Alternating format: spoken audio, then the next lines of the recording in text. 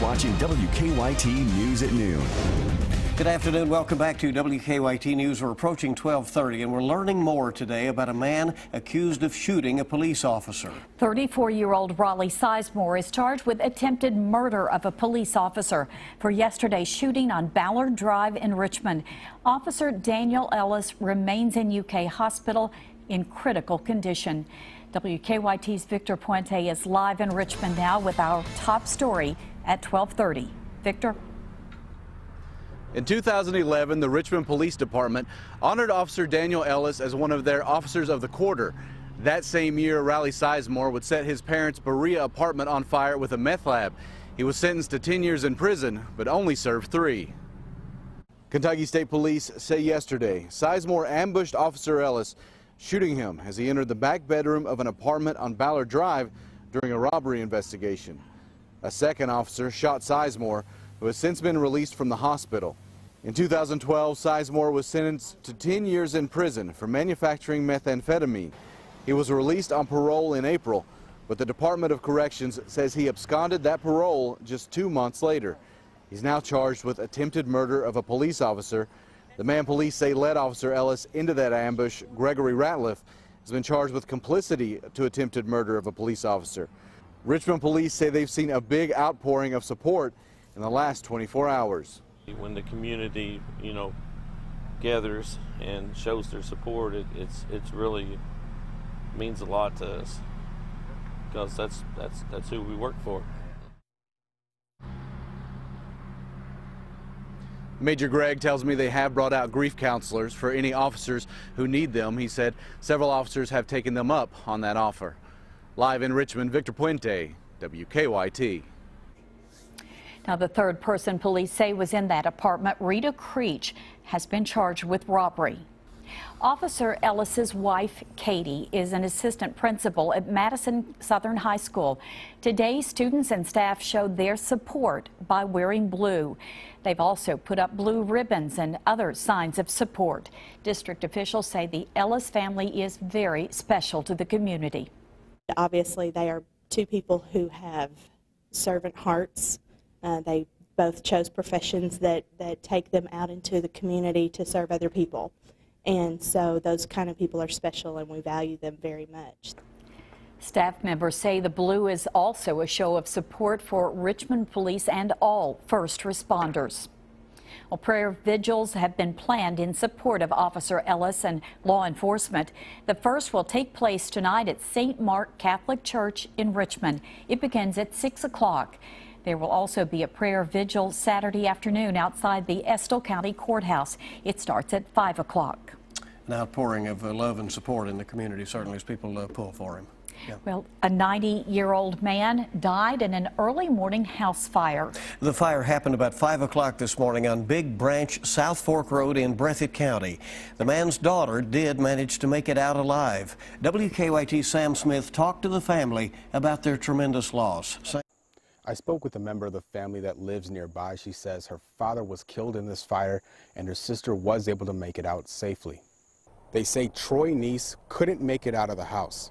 He was 90 years old. This is the second loss for the family in a short period. His wife died last month. They were married for 64 years. I'm told the fire started around 5 o'clock this morning. Neese's daughter is about 60 years old. She made it out of the house and ran next door to tell her other family members. Family members say the home was fully covered in flames. They think the fire could have started near the chimney. Yeah, my sister actually talked to him and tried to get him out. And he ran towards the fire instead of away. I guess he was trying to put it out. The exact cause of this fire remains under investigation. In Breathitt County, Sam Smith, WKYT. Sam, thank you very much for the report from that sad scene today, and funeral arrangements for Neese are pending. Extra police greeted students at a Central Kentucky middle school this morning. The security precautions were the result of a threat found at Lincoln County Middle School yesterday. It said, quote, "kill everyone" on 11/5/15. Now, a similar threat at Crab Orchard Elementary School caused the district to cancel classes Monday. School Superintendent Karen Hatter says she consulted with the Center for School Safety in deciding to stay open today. If you look at all that has been collected on school shootings, the one thing that is common across those is that they didn't write down that they were going to do it on a certain day. So that is a part of the decision making, and that is something that John Akers, the director of the Center for School Safety, discussed with me when I called him yesterday evening. Stanford police are investigating both threats. We're waiting to learn the name of a man killed in a Lexington crash. A car hit a tree on Johnston Road yesterday between Paris Pike and Bryan Station Road. The driver, a 47-year-old man, died at the scene. He was the only person in the car. Well, police have arrested a man who they say drove a limousine while drunk. The Bell County Sheriff's Office says they spotted the limo crossing the center line of Highway 119 last night. And when they stopped the driver, Jason Souders, they say he smelled of alcohol and had glassy eyes. He is now charged with DUI and driving on a suspended DUI license. Also, police arrested a passenger, James Christopher Jr., for alcohol intoxication and possession of an open container. Police have arrested a man on meth charges. 49-year-old Ricky Hoover is charged with making meth and for having items used to make meth. Danville police say a tip led them to Hoover's home on Beach Street in Danville last night. We're told that they found the remnants of a meth lab inside. Top British officials now say they believe that terrorists may have put a bomb on board that Russian plane that went down. The plane broke apart over Egypt Saturday. Jonathan Vigliotti has more now from London.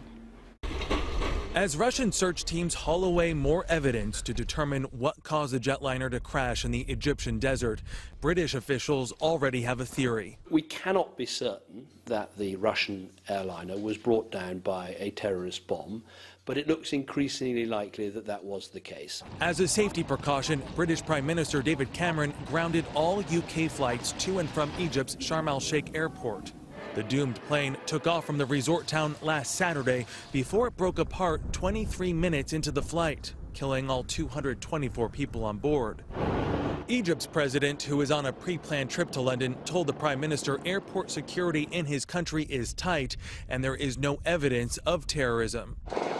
New video reportedly taken shortly after the crash shows smoke rising from the wreckage and Egyptian ambulance workers on the scene.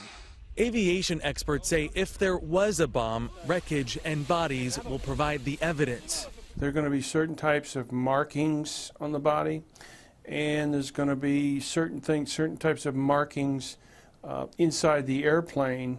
U.S. intelligence officials say it's too soon to speculate if a bomb or a mechanical malfunction brought the plane down. Jonathan Vigliotti, CBS News, London.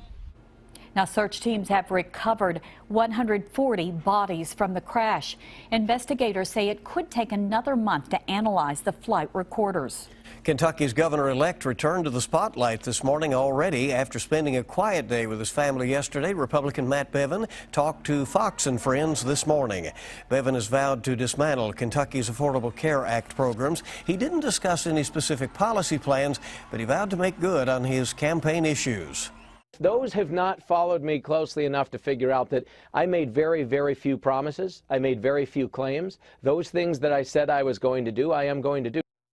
In addition to governor, Republicans won 3 other statewide offices, including auditor, agriculture commissioner, and state treasurer as well. By the way, we'll announce right now that Governor-elect Bevin will be on Kentucky Newsmakers this weekend, an interview that we look forward to doing. Very interesting program.